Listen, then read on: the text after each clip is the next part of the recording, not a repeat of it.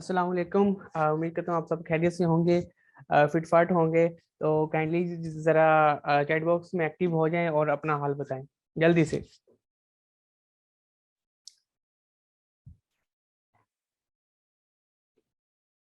जल्दी जल्दी से।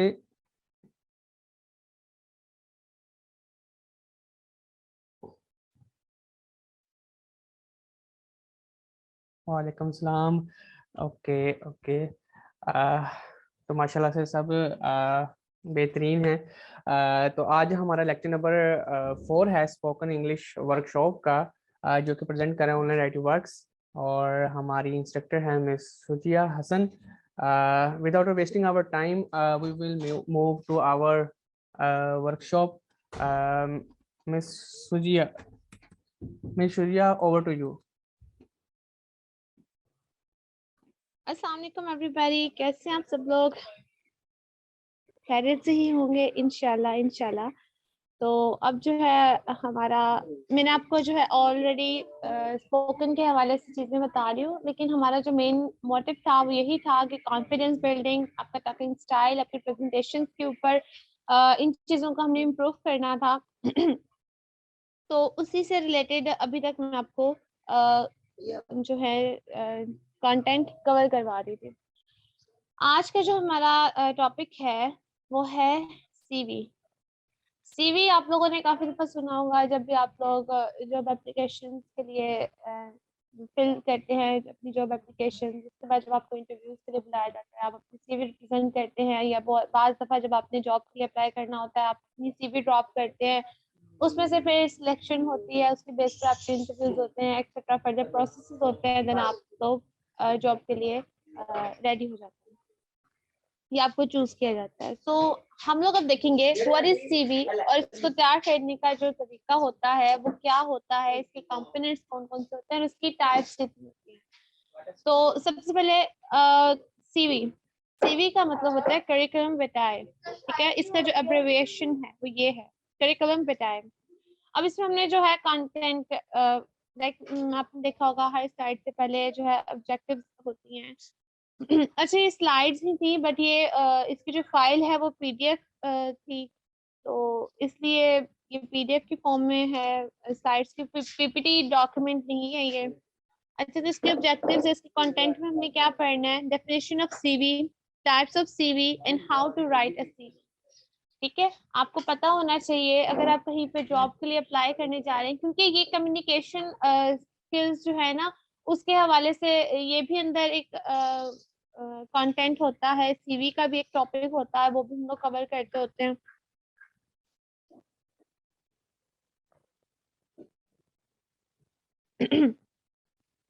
तो हमारे पास यहाँ पर जो है स्लाइड पे देखें आप लोग, डेफिनेशन ऑफ करिकुलम विटाए। अब यहाँ पर है कि इसकी डेफिनेशन क्या है। A CV, also known as curriculum vitae और resume। रेसमे जो है ये ब्रिटिश एक्सेंट में अगर आप इसको प्रोनाउंस करें तो ये रेज्यूमे होता है, और अगर आप इसको अमेरिकन एक्सेंट में प्रोनाउंस करना चाहते हैं तो this is resume, but most of the time इसको हम लोग रेज्यूमे बोलते हैं। और ये जो पर स्लैश डाले हुए हैं छोटे छोटे से ई के ऊपर, ये रिप्रेजेंट करता है प्रोनाउंसिएशन के हवाले से। ठीक है, इसका भी एक पूरा होता है मेथड, वो डिटेल टॉपिक हो जाएगा, हम उसको डिस्कस नहीं करेंगे यहाँ पर।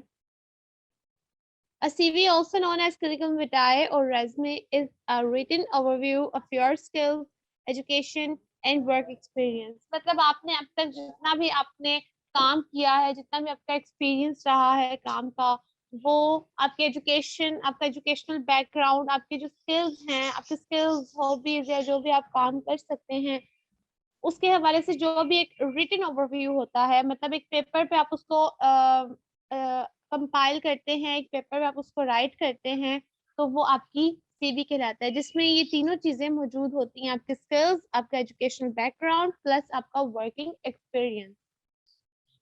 ठीक हो गया?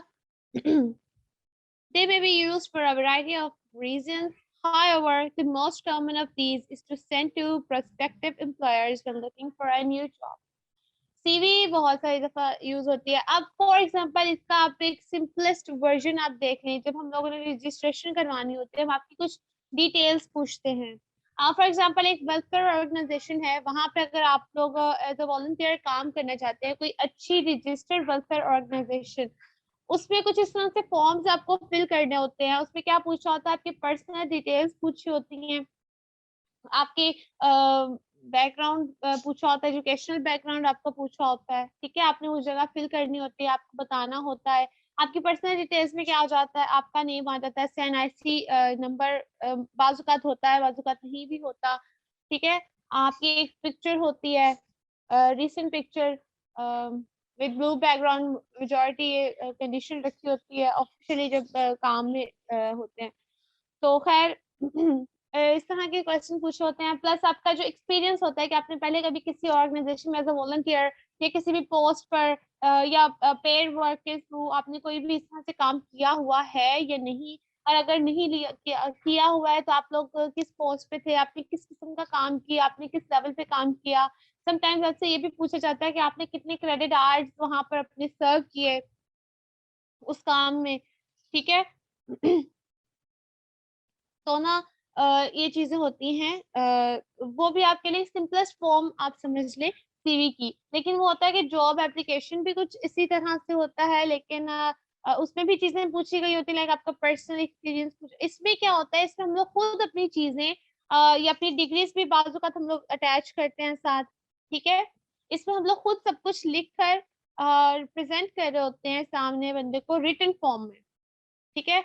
और जब आपका इंटरव्यू होता है, इंटरव्यू के टाइम में वो आपकी सीवी, आपका सारा जो बायोडाटा होता है जो आपने खुद लिखकर उनको दिया होता है, उसको स्टडी करते हैं प्रॉपर। इंटरव्यू के टाइम पे वो आपसे उसी में से क्वेश्चनिंग करते हैं, आपकी स्पेशली जो आपका स्किल्स वाला सेक्शन होता है, आपकी हॉबीज एंड स्किल्स वाला सेक्शन, उस पर ज्यादा फोकस करते हैं। आपका एजुकेशन बैकग्राउंड वो तो रिक्वायरमेंट होती है, मेरिट पे ही आपको बुलाया जाता है, अगर आपकी एजुकेशन कितनी है, एलिजिबल हैं आप उस जॉब के लिए, फिर ही आपको इंटरव्यू के लिए कॉल करते हैं।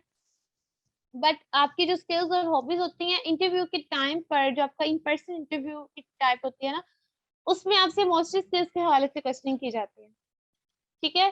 तो वहां पर आपने जो भी लिखना है हमेशा सच लिखना है, सच के सिवा कुछ नहीं लिखना। इस चीज का आपने बहुत ज्यादा ख्याल रखना है। अच्छा, अब यहाँ पर जो है नेक्स्ट स्लाइड पर सीवी की कुछ टाइप्स हैं, कौन कौन सी हैं हम देख लेते हैं। Functional CV, chronological CV and combined CV. अब हम लोग देख लेते हैं यहाँ पर कि फंक्शनल सीवी का क्या है। अब functional CV is skill based and is written focused and places more emphasis on showing your work experience, knowledge and expertise.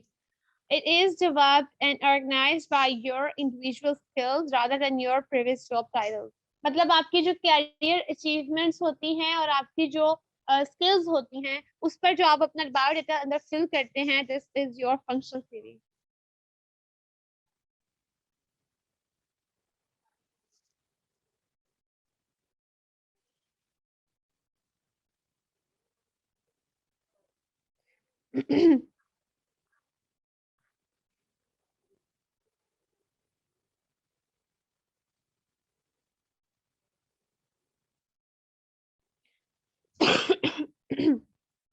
अच्छा, अब यहाँ पर आप इसका नेक्स्ट पॉइंट देखें। A functional CV draws attention to the places emphasis on your career achievements। वही बात जो है आपका आप आपकी जो सीवी होती है ये फंक्शनल सीवी जो होती है बेसिकली आपकी कैरियर अचीवमेंट को जो है एम्फेसाइज कर रही होती है, इस पर रिलाई कर रही होती है। आपका सारा बायोडाटा आपकी कैरियर अचीवमेंट्स के हवाले से होता है और आपकी स्किल्स को भी यहाँ पर ये रिप्रेजेंट कर रही होती है। It is an ideal, well-structured format for you to show your work experience, knowledge, and potential that is related to the job you're applying for. अब इसमें एक और भी चीज आती है कि आपने अपना सारा का सारा बायोडाटा नहीं लिखना, ठीक है। आपने अपना जो वर्किंग एक्सपीरियंस है वो सिर्फ उसी जॉब के लिए लिखना है, और जो आपने उसमें जो जॉब के लिए रिक्वायर्ड है। फॉर एग्जाम्पल आप एक टीचर की जॉब के लिए जा रहे हैं, ठीक है। उसके लिए आप अपनी एक CV प्रिपेयर करना चाह रहे हैं, उसमें क्या है, डिफरेंट पोस्ट हैं टीचर की, ठीक है।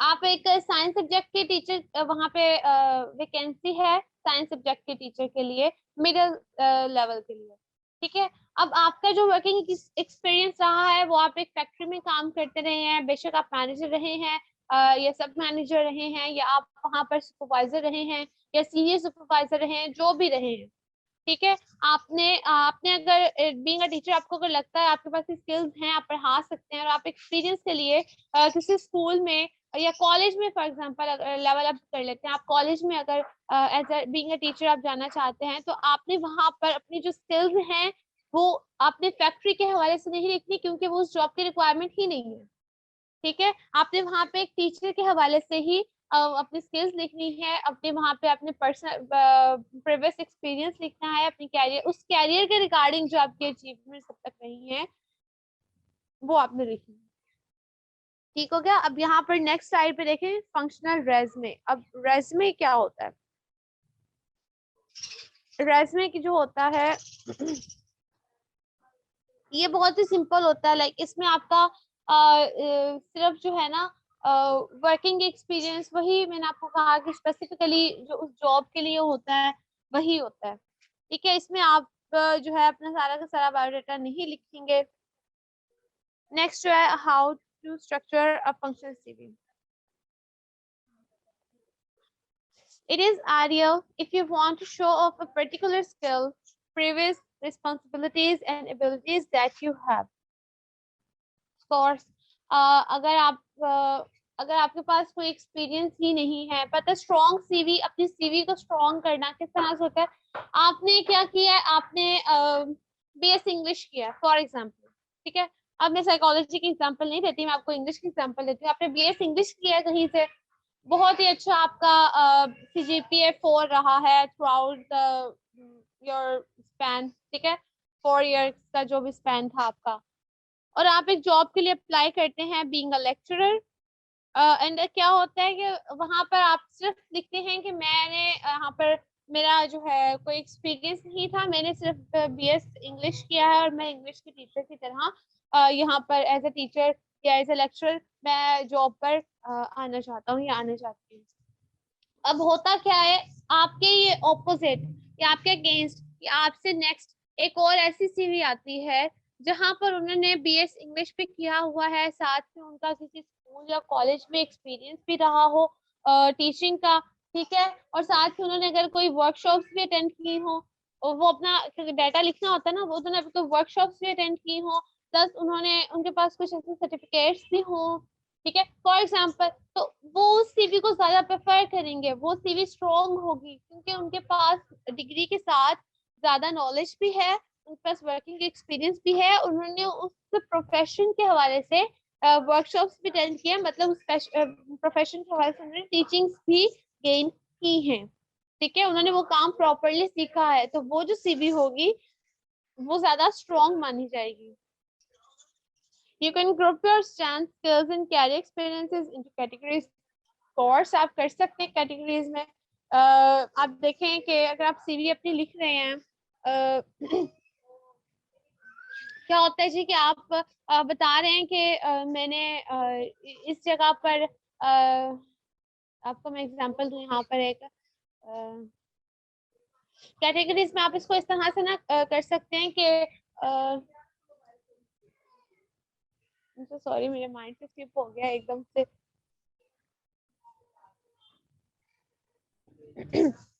जी, यहाँ पे आप देखते हैं कि एक होता है कि आप अगर आपके पास स्किल्स हैं, किस किस किस्म के आपके जॉब के रिगार्डिंग आपके स्किल्स हैं, इसकी कैटेगरी में आपके पर्सनल स्किल्स जो है प्रीवियस, इसमें आपकी हॉबीज आ जाती है, आप हॉबीज में भी इसको जो है कैटेगराइज कर सकते हैं, ठीक है।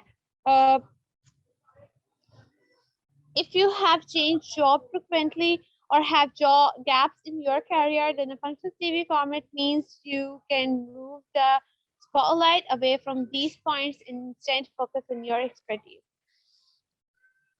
एक ये चीज होती है कि अगर आप बार बार चेंज कर रहे हैं जॉब, मतलब अगर आप कहें कि मैंने यहाँ काम किया इतने महीने, 1 महीना मैंने यहाँ काम किया, 2 महीने मैंने वहाँ काम किए।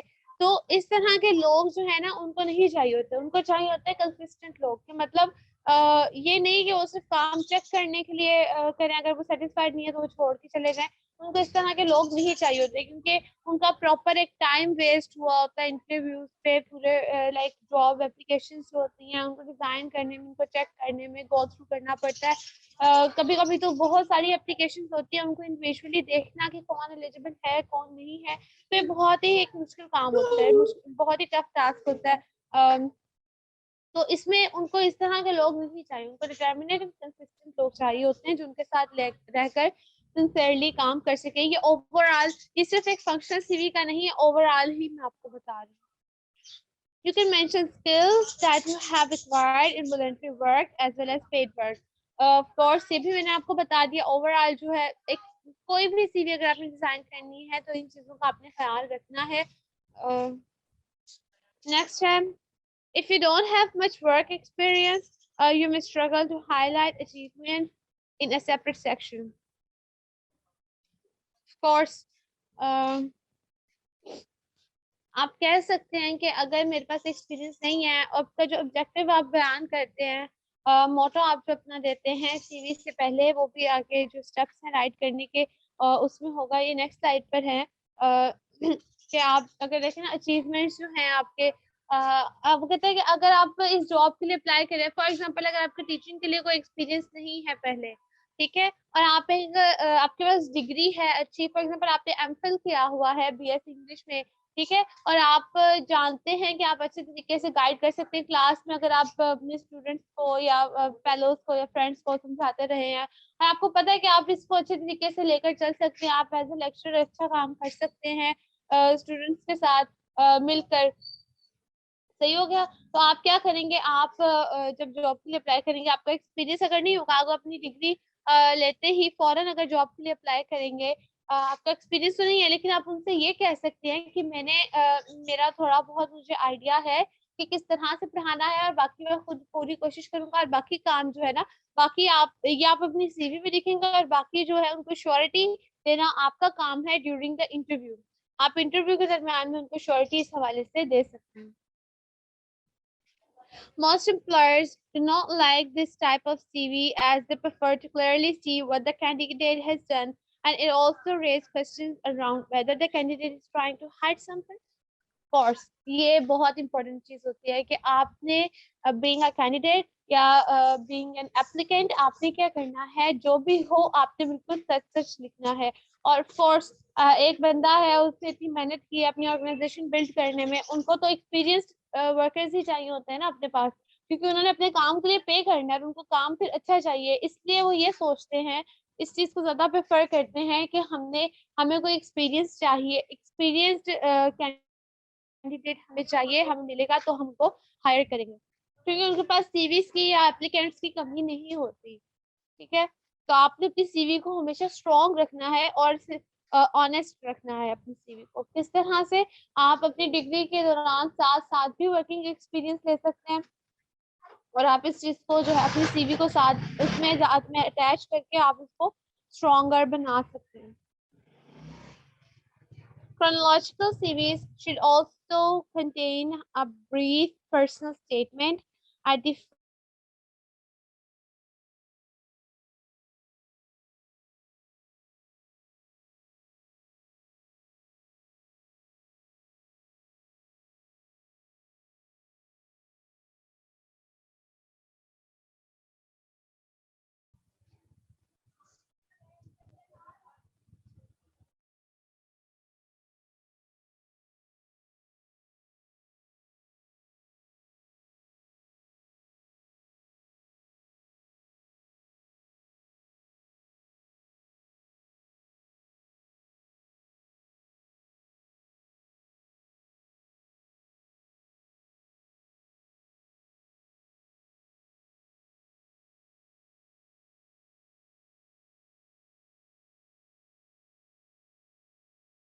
मैं आपको बता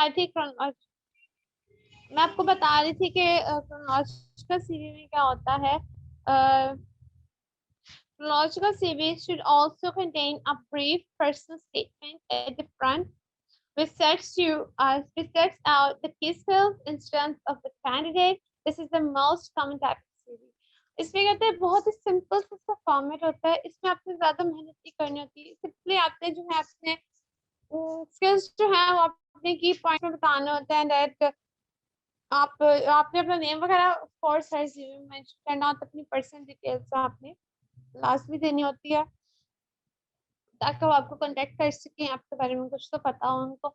आपने उनको अपनी सिर्फ ये स्किल्स बताने हैं किस तरह से कि मैं फलां जगह पे पहले काम कर चुका था, अपना बैकग्राउंड आ जाता है आपका, ठीक है। और उसमें कि आप आपकी एजुकेशन, रीसेंट एजुकेशन आपकी इतनी है, करंट एजुकेशन आप इस चीज में इन्वॉल्व है आपकी, और आप जो है इस जॉब को क्यों हासिल करना चाहते हैं। आपने वहां पे अपनी गुर्बत का रोना नहीं रोना, आप स्किल्स बताने हैं कि आपके अंदर ये स्किल्स हैं या इस तरह से आप इससे जॉब करना चाहते हैं। हाँ, आप ये बता सकते हैं कि मुझे जॉब की जरूरत भी है और मैं खुद को इस जॉब के लिए एलिजिबल समझता हूँ या समझती हूँ, इसलिए मैं जॉब करना, लेकिन ज्यादा आपने गुर्बत के रोने नहीं रोना, वो एक नेगेटिव जो है ना वहां पर चला जाता है। नेक्स्ट पे आप देखें यहाँ पे एडवांटेजेस ऑफ chronological CV में। This type of resume makes it easy to employers to scan the entire document in just no time. Information is so clearly arranged that all relevant details like the skills, qualification, and the required profile are all viewed easily. और जब आपके skills जो है आपके personal details होंगे और आपकी जो है skills होंगी और बिल्कुल सामने है सब कुछ, आपको डिटेल में जाके 6-7 पेजेस में नहीं करना होगा, छोटी सी होती है बस, मोस्टली जो है ना ये यूज की जाती है। With this type of format, applicants find it easy to cover the flaws in their resume. It delivers a perfect flow and showcases a consistent work experience. ये भी क्योंकि एक पेज होता है, आपको इतनी सेटिंग उसकी नहीं करनी पड़ती, सिंपल सा फॉर्मेट होता है आपका, ठीक हो गया। किस तरह से सिंपल होता है, लाइक सोबर सा डिसेंट सा फॉर्मेट होता है, आपको डिजाइनिंग नहीं करनी होती, आपको इतना ज्यादा लिखना नहीं पड़ता, की पॉइंट्स में अपनी सारी बात करनी होती है और उसी की बेस पर जो है आपकी सिलेक्शन होती है। It creates a good impression of the applicant. जी बिल्कुल, अच्छा इंप्रेशन पड़ता है कि आप जो है ज्यादा छोड़ते नहीं है, आपने टू द पॉइंट बस बात की है। The type delivers a neat and organized look to the resume. That's it. Next जो है इसके कुछ disadvantages भी हैं, आप देख सकते हैं। In this format, most of the applicants make a mistake to add all details irrespective of whether they are relevant. वो इसको शॉर्ट करने के हवाले से या फिर इसकी पॉइंट्स सिर्फ डालने के हवाले से इस चीज को भूल जाते हैं कि जो चीज उस जॉब के लिए रिक्वायर्ड है या जो चीज उनकी इस जॉब के लिए रेलेवेंट है, वो उस चीज को भी निकाल देते हैं। बाज़ औक़ात वो अपनी सिर्फ जो है एजुकेशनल बैकग्राउंड इस चीज को, सीवी को डिजाइन करते हुए ये आपको खुद ही इस चीज को समझना पड़ता है, ठीक हो गया।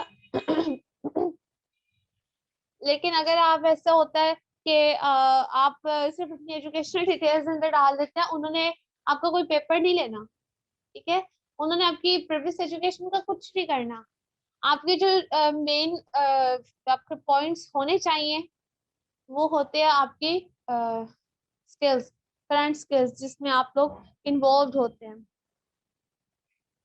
If you have gaps in your employment which you would rather not highlight, a chronological CV will make them more obvious. क्योंकि जब आपका जो वर्किंग एक्सपीरियंस होता है उसमें क्या होता है आपके जो साल होते हैं आपके एजुकेशनल ईयर्स उसके साथ आपकी सिंस भी मेंशन करते हैं, मतलब आपके 2017 में अगर आपने इंटर अपना क्लियर किया है तो वो आपका लिखा जाता है।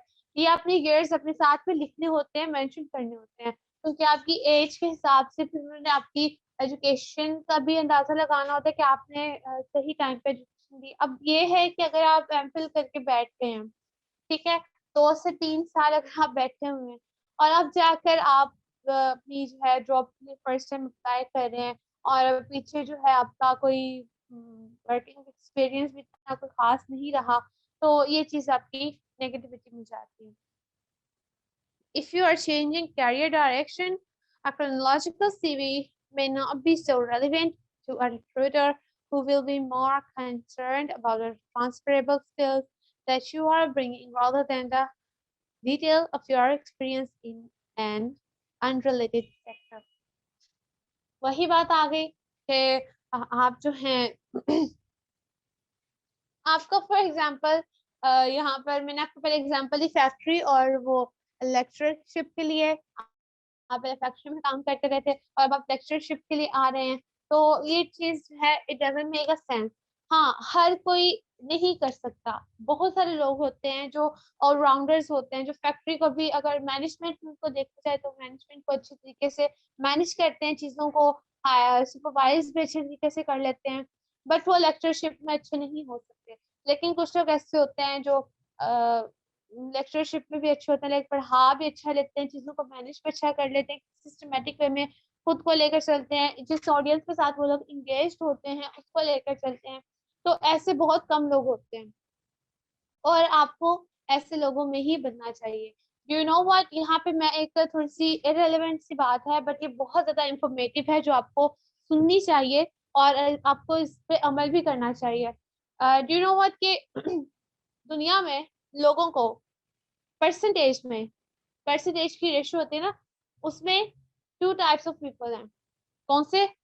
एक 70% है और एक 30% है। जो 70% पीपल हैं इस दुनिया में, लोग हैं, वो क्या करते हैं, वो सर्वाइवर्स हैं। मतलब वो हर हालत में खुद को सर्वाइव करते हैं, उन्होंने जिंदा रहना है, उनको अगर कुछ भी करना है ना, उन्होंने बस जिंदा रहना है, सर्वाइव करना है, लोगों से खुद को बचाना है, जिंदा रहना है, ठीक है ना। They are the survivors in any kind of situation. हम सब सर्वाइवर्स हैं, ठीक है ना। बट बाकी के जो 30% है, who are they? They are the leaders. They don't live just to survive. They live to rule. वो किसी को फॉलो नहीं करते, वो अपने रूल्स खुद बनाते हैं और लोग मजबूर हो जाते हैं उनको फॉलो करने कि उनको देखकर आइडियलाइज करते हैं। एक आपके आपके बहुत सारे आइडियल्स होंगे, ठीक है, लेकिन आपने कभी देखा कोई ऐसा ऑथेंटिक ऐसा आइडियल जो सच में आइडियल कहलाने के लायक हो आजकल के दौर में, जिसके रूल्स बनाए गए रूल्स को सब लोग फॉलो कर रहे हैं? आपको ऐसा बनना है, ठीक है ना। तो ये आप अपने माइंड में इस बात को हमेशा रखिएगा। Don't live to survive, live to rule, live to lead. खैर आगे हम देखते हैं कंबाइंड सीवी आगे आ गई है। अब इसमें क्या होता है, ये आपकी क्रोनोलॉजिकल सीवी को और फंक्शनल सीवी दोनों का फॉर्मेट और कॉन्सेप्ट को फॉलो करता है और एक थोड़ी सी बड़ी वाली सीवी बना देते हैं। इसमें क्या होता है, इसमें आपके वर्किंग एक्सपीरियंस होता है, आपका एजुकेशन कंप्लीट बैकग्राउंड होता है, आपकी पर्सनल डिटेल्स पूरी तरीके से होती हैं। फॉर एग्जांपल आपके नेम, कॉन्टेक्ट नंबर, समटाइम्स आपके फादर का नेम भी, आपका करंट एड्रेस, आपका परमानेंट एड्रेस, पोस्टल कोड आपकी जगह का जहाँ पे अभी आप हैं और आपका परमानेंट एड्रेस है वहाँ का पोस्टल कोड भी होता है बाज दफा।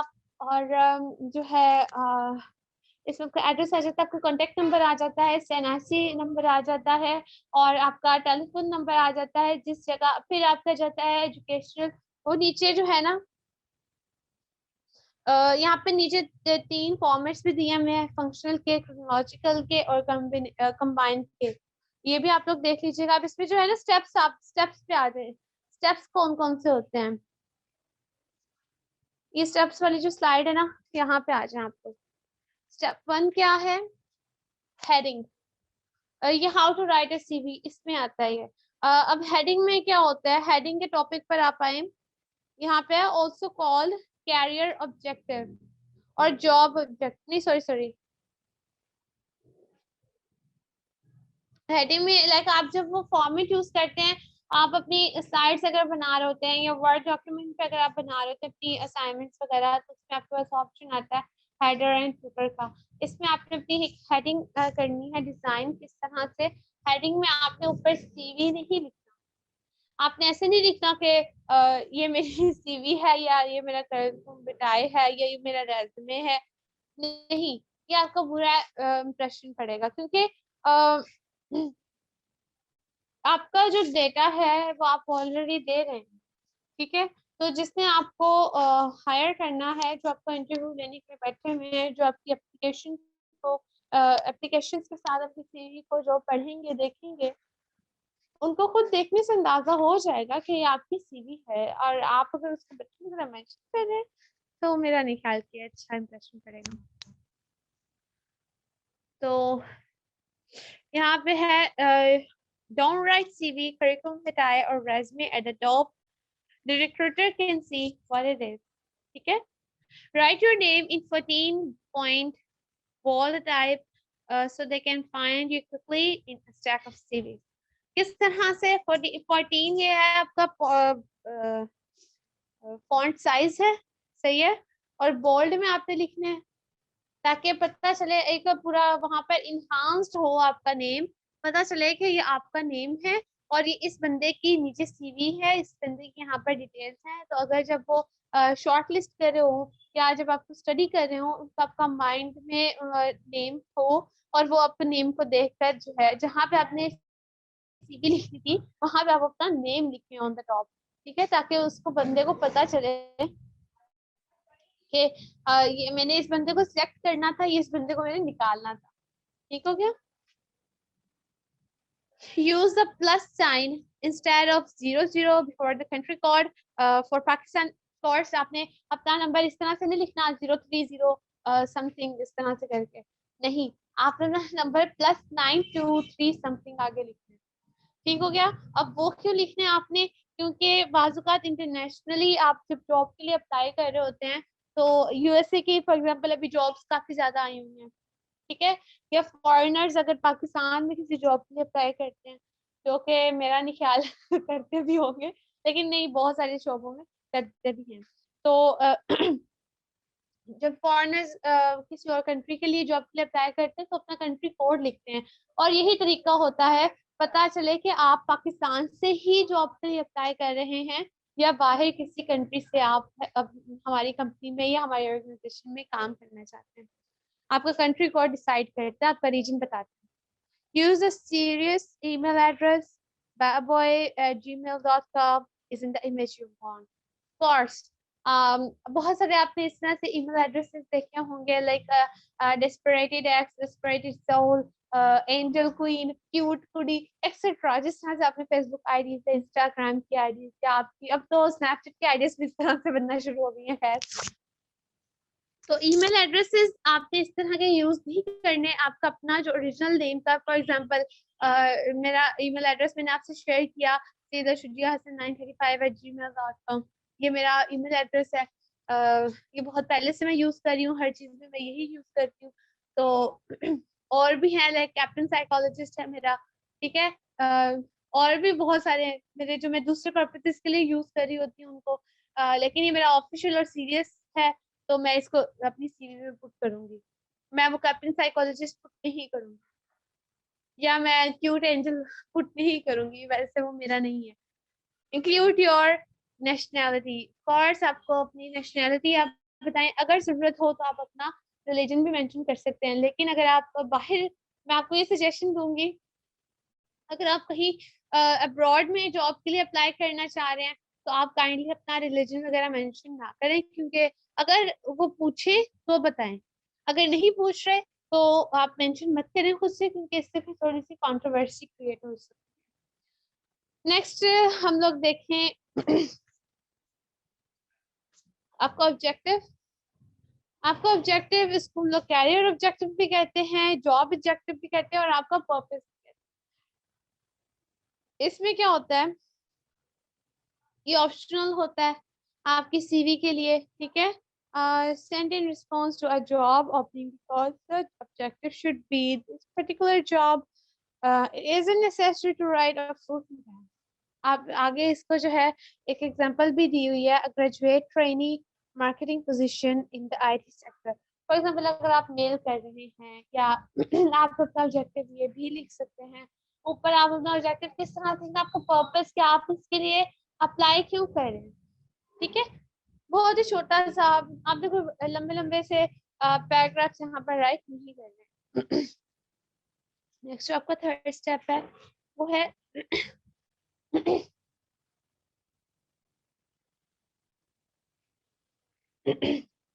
skills and experience. A very brief summary of your most relevant skills and experience. Employers or admissions officers scan CVs for 30 seconds or less before deciding if they want to read further. What should they know about you?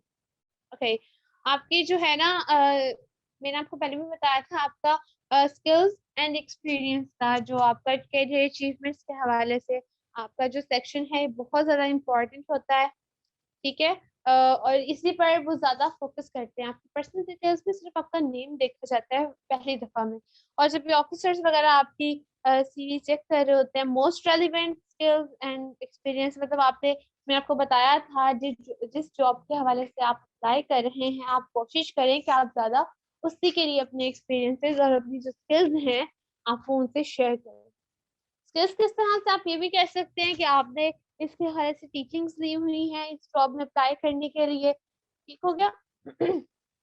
आप उनसे ये भी कह सकते हैं कि मैंने फलान जगह पे पहले जॉब की हुई है। सही हो गया, लेकिन आपने सिर्फ तब कहना है जब वाकई में आपने काम किए हो, क्योंकि एक जगह पर फॉर एग्जांपल एक टाइप राइटर की जॉब है, ठीक है, फॉर इंस्टेंस एक टाइप राइटर की जॉब है और वहां पे उनको टाइपिंग स्पीड चाहिए होती है। अब उसकी रिक्वायरमेंट थी कहीं कोई 80 समथिंग, तो अब आपने लिख दिया कि मेरी जो स्पीड है 90। सही हो गया। आगे से जब आपको वहां पे इंटरव्यू के लिए बुला लेते हैं कि हाँ इसकी तो मैंने सीवी में देखा था कि इसकी जॉब अच्छी थी, वो जो आपके रिक्रूटर हैं उन्होंने आपको बुला लिया, और जब आपके वहां पे चेक किया गया तो आपकी जो है 10-12 इतनी स्पीड हो, तो आप कहेंगे मैंने तो वैसे लिख दिया था। तो नहीं, आपने ऐसे नहीं करना। फिर ये होता है कि आपके लिए जॉब में उस कंपनी में दोबारा किसी भी पोस्ट अप्लाई करने के लिए वो बैन भी कर सकते हैं कि ये बंदा अपनी सीवी में अपनी स्किल्स के हवाले से हमसे सिंसेयर नहीं है, तो ये हमारे साथ सिंसेयर होके काम कैसे करेगा। ठीक हो गया, तो आपने इस तरह से नहीं करना। और मोस्ट रेलिवेंट स्किल्स भी आपने लिखनी है। फॉर एग्जांपल अगर आपका टाइपराइटर की जॉब के लिए अप्लाई करने के लिए बोल रहे हैं और आप वहां पर जो है बोल रहे हो कि मुझे टाइपिंग तो नहीं आती, खैर से मैं टीचिंग अच्छी कर लेता हूँ, तो ये भी एक गलत इंप्रेशन जाएगा, तो वो आपको नहीं प्रेफर करेंगे। Customize, for example, use key marketing skills and experience for a marketing position. Of course, अगर आपने मार्केटिंग की किसी पोजीशन पर अगर आपने जाना है तो आप इस तरह से की स्किल्स भी लिख सकते हैं। उसके अलावा जो है अगर आप टीचिंग के लिए जा सकते हैं तो आप टीचिंग के हवाले से लिख सकते हैं। Use phrases instead of full sentences. Exactly, जो फ्रेजेस हैं, ये जो इडियोमैटिक एक्सप्रेशंस आपके होते हैं, वो आपके स्पीच को या आपके कंटेंट को या आपके रिटन स्टफ को बहुत ज्यादा वैल्यू करते हैं। ठीक है, उसको वैल्यूएबल बनाते हैं, उसको ज्यादा इफेक्टिव बनाते हैं, उसको ज्यादा मेच्योर्ड बनाते हैं। अगर आप कहें कि a smiling face, a face with smile on it, अब ये दो चीजें जो है डिफरेंट है। आप कोशिश करें कि आप वर्ड्स कम से कम यूज करें। ठीक है, इडियोमैटिक एक्सप्रेशंस जो होते हैं उसमें आप वर्ड्स कम से कम यूज करें। अच्छा, नेक्स्ट जो है आपका एजुकेशन। एजुकेशन में आपने क्या करना है, लोग जो बहुत ज्यादा मिस्टेक करते हैं इसमें 6-2 हो गए हैं, हमारे पास कम ही टाइम है, चलिए मैं आपको कवर करवा देती हूँ। और एजुकेशन में क्या है, आपके रिसेंट एजुकेशन आपने लिखनी होती है। पहले लोग क्या करते हैं, पहले लिखते हैं अपना मैट्रिक का, देन इंटरमीडिएट, क्योंकि मैट्रिक इंटरमीडिएट ये भी होते हैं जरूरी, लाइक बहुत सारी जॉब्स इन्हीं की बेस पर होती हैं। ठीक है, वो लिखते हैं पहले मैट्रिक, देन इंटरमीडिएट, देन आपका bachelors, then masters etcetera onwards, फिर अपनी करंट एजुकेशन लिखते होते हैं, या अगर कंप्लीट हो गया फिर अपनी जो लास्ट एजुकेशन लिखते होते हैं। नहीं, आपने ऐसे नहीं करना। आपने सबसे पहले अपनी करंट एजुकेशन लिखनी है जिसमें अभी आप इन्वॉल्व हैं, या आपकी जो है लास्ट एजुकेशन जो आपने अभी ली है, अगर आपकी एजुकेशन सारी कंप्लीट कर ली है। फॉर एग्जाम्पल आपने एमफिल तक पढ़ा है, आप पहले एमफिल के बारे में लिखेंगे, देन अपने बैचलर्स का लिखेंगे, देन आप अपने इंटरमीडिएट के लिखेंगे। आपने डाउनवर्ड्स जाना है, आपने अपवर्ड नहीं जाना, आपने डिसेंडिंग ऑर्डर में जाना है। क्यों? क्योंकि उनको आपकी मैट्रिक से कोई गर्ज नहीं होगी, ठीक है। वो तो सिर्फ आप उन्होंने देखना है कि आप पास भी हुए थे या नहीं, ठीक है। इस हवाले से उन्होंने बस एक फॉर्मेलिटी आप कह लें आजकल, बस वही चाहिए होता है। लेकिन उन्होंने क्या चीज देखनी होती है कि अभी आप क्या कर रहे हैं, अभी आप इस चीज के लिए एलिजिबल हैं या नहीं। तो आपने जो अभी अपना जो रिसेंट है वो आपने सबसे ऊपर रखना है।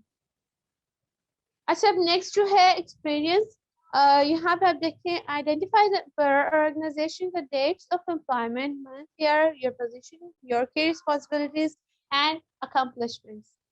कोर्स में आपको यही बात पहले भी बताई कि आप जब अपना एक्सपीरियंस लिख रहे होते हैं, इवन अपनी एजुकेशन के भी टाइम पर आप साथ में जो अपने सेल्फ लिख रहे होते हैं, आपका जो वर्किंग एक्सपीरियंस होता है, आपने किस डेट को, किस मंथ में आपने अपना जॉब ज्वाइन की थी। आप फॉर एग्जांपल, एक और मैं एग्जांपल देती हूँ, जब आप फेसबुक पर अपना बायो पुट कर रहे होते हैं, ठीक है, वहां पे कुछ डेट वगैरह, सॉरी, आपका वर्क या आपका एक्सपीरियंस या आपके जो है एजुकेशन के हवाले से वो लिखा हुआ आ रहा होता है, तो उसमें वो डेट भी आ रही होती है, डेट का भी ऑप्शन आ रहा होता है। ऑनलाइन अगर आप सीवी के लिए अप्लाई करें या कहीं पे जॉब के लिए अप्लाई करें, तो उसमें जो जॉब एप्लीकेशन होती है उसमें भी आपका वर्किंग एक्सपीरियंस और आपके एजुकेशन के हवाले से पूछ रहे होते हैं कि आपने फलां जगह पे अगर कोई जॉब की थी, तो आपने मंथ भी, वहाँ पे मंथ का भी ऑप्शन होता है वहां पर आपकी क्या कहते हैं ईयर भी होता है, मतलब आपको सेंस भी मेंशन करना होता है, आपने मंथ मेंशन, और बाज दफा तो डेट भी लिखी होती है, ठीक है। तो आपने इन चीजों को जरा ख्याल में रखना है, और ये आपने गौर से जो है फिल करना है। अब यहाँ पर जो नेक्स्ट स्टेप 6 है, इसमें है एडिशनल स्किल्स। एडिशनल स्किल्स में मतलब बहुत दफा बाज दफा नहीं, काफी दफा लोगों ने लिखा होता है एमएस के उनको एक्सपीरियंस है, या पावर पॉइंट का है, ये एक्सेल का है, ठीक है। कंप्यूटर स्किल्स में आ जाता है कोई भी रेलेवेंट स्किल्स उस जॉब के हवाले से, आप जो है वो लिख सकते हैं कि list language skills starting with your native language in then in order of proficiency. For example, आप अगर कहीं पर कॉल सेंटर में अगर आप काम करें, वैसे वहाँ पे इतना ज्यादा जो है नहीं होता, लेकिन अगर आप एक कॉल सेंटर में for example काम करने के लिए जा रहे हैं, तो आप पहले बताएंगे, आप वो आपसे पूछेंगे कि आपको इंग्लिश आती है, कि आप कहेंगे यस। तो अपनी जो अपनी सीवी लिखी है उसमें आपने पहले इंग्लिश ही लिखी, आपको नॉन लैंग्वेज जो आपकी होती है, पहले आपने अपनी नेटिव लैंग्वेज लिखी है, जो भी आपकी नेटिव लैंग्वेज होगी वो फॉर एग्जांपल आपकी उर्दू नेटिव लैंग्वेज है या आपकी पंजाबी है, आपने वो लिखनी है। देन आप जो है प्रोफिशिएंसी, प्रोफिशिएंसी में जो रिक्वायर्ड है, ठीक है, जो उसके बाद वर्थ रखती है, मतलब उर्दू के बाद अगर आपकी इंग्लिश वर्थ रखती है, देन आप इंग्लिश का बताएंगे। ऑनवर्ड्स आपको अगर फ्रेंच, डच, जर्मन कुछ भी आपको अगर आता है तो आप वो लिखिए। पर अगर आपने आईएसएसपी के लिए कुछ अप्लाई किया हुआ है, कमीशन के लिए अप्लाई किया हुआ है आर्मी में, वहां पे भी आपका डिटेल्स वगैरह इसी तरह से पूछी गई होती है, एक कॉपी होती है, वहां पे आपकी डिटेल्स होती है, आपका एजुकेशनल बैकग्राउंड सारा होता है, आपकी पर्सनल डिटेल्स होती हैं, ठीक है। और आपने जो जिस पोस्ट के लिए अप्लाई करना है, फॉर एग्जाम्पल मैंने एएफएनएस के लिए अप्लाई किया, अगर किया था बहुत पहले तो मैंने क्या किया था, वहां पर बहुत सारी ऐसे आपको दी गई होती है, आपकी लैंग्वेजेस के हवाले से भी पूछा गया होता है, आपके भी पर्सनल में ही पूछा गया होता है कि आपको कौन कौन सी लैंग्वेजेस आती हैं। तो मैंने वहां पर मुझे जो है मेरी नेटिव लैंग्वेज उर्दू है, ठीक है, मैंने उर्दू लिखा था। देन मैं इंग्लिश पर आई, देन पंजाबी की, तब मुझे कुछ कुछ समझ आती थी, अब मैं प्रो हो गई हूँ पंजाबी में। तो और मैं तब जो है फ्रेंच भी सीख रही थी, फ्रेंच का भी मुझे नो हाउ था, ग्रीटिंग्स और कुछ सेंटेंसेस और कुछ कॉन्वर्सेशन सिंपल वो मैं कर लेती हूँ। मैंने वो लिखा, स्पेनिश का लिखा, डच का लिखा। क्यों? क्योंकि मुझे वो आती थी। अगर मुझे वो ना आती तो मैं उनको ना लिखती। क्यों? फिर जब इंटरव्यू होता है, इंटरव्यू के दौरान में वो हमसे पूछते हैं कि आपको ये कैसे आता है, और इवन वो ये भी पूछते हैं कि आप किसी फॉरेन कंट्री में विजिट के लिए कभी गए हैं, अगर गए हैं तो कब गए थे, डेट जाने की, वापस आने की, पर्पस अपना, किसके साथ गए थे, वहां पे किसके पास रहे, वहां पे आपने क्या किया, ये सब कुछ वो पूछते हैं। ठीक है, और ये आपके एडिशनल स्किल्स में आते हैं। नेक्स्ट आपकी इंटरेस्ट इन एक्टिविटीज, जिसमें आपकी हॉबीज भी आ सकती होती हैं। ठीक है, मतलब अगर आप जो हैं गार्डनिंग का शौक रखते हैं, आप एक लेक्चरर के लिए जा रहे हैं, आप एक गार्डनिंग का शौक रखते हैं, ये एक्सेप्शनल होता है, सॉरी ऑप्शनल होता है। आप अगर चाहें तो आप बता सकते हैं, नहीं तो it's not a big deal. ठीक है, अपनी एक्टिविटीज, रिसेंट एक्टिविटीज, अगर आप लाइक जिम इंस्ट्रक्टर भी बहुत अच्छे हैं, आप योगा इंस्ट्रक्टर हैं, अगर लाइक मैं योगा करती हूँ तो मैं ये भी बता सकती हूँ कि मेरी एक्टिविटीज जो है, मैं योगा भी करती हूँ। ठीक है, ये वो इस तरह से आप लोग जो है चीजें बता सकते हैं अपने सीवी के दौरान। रेफरेंसेस, अब ये रेफरेंसेस बहुत इंपॉर्टेंट होते हैं।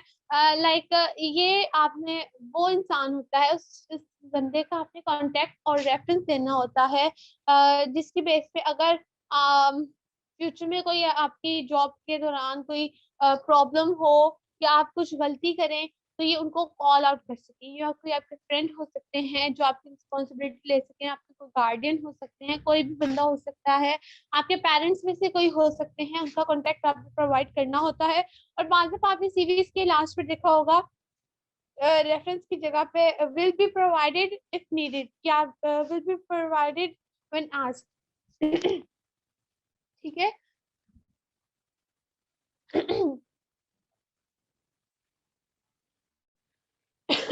तो आपने ये चीजें अपने माइंड में रखनी है। तो ये आपका था सीवी के हवाले से टॉपिक, ये कवर हो चुका है बच्चों। और सॉरी दरमियान में मेरा गला थोड़ा सा खराब था, तो अगर वॉइस का थोड़ा सा आपको इशू आया हो तो।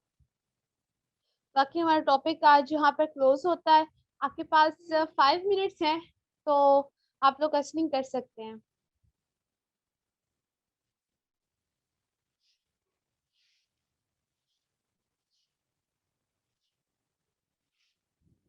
ओके, तो गाइज अगर किसी का भी क्वेश्चन है तो काइंडली वो अभी कर ले। माइक अनम्यूट का मैं आपको ऑप्शन दे रहा हूँ। 5 मिनट से बच्चों, कल की तरह आप लोग एक्सटेंड मत कीजिएगा। आप लोग एक्टिव रहा करें, जब क्वेश्चन का जो सिलसिला होता है उसमें भी आप लोग एक्टिव रहा करें। सलाम को हुक्म दिया। आई थिंक गलती से माइक अनम्यूट हो गया। जी।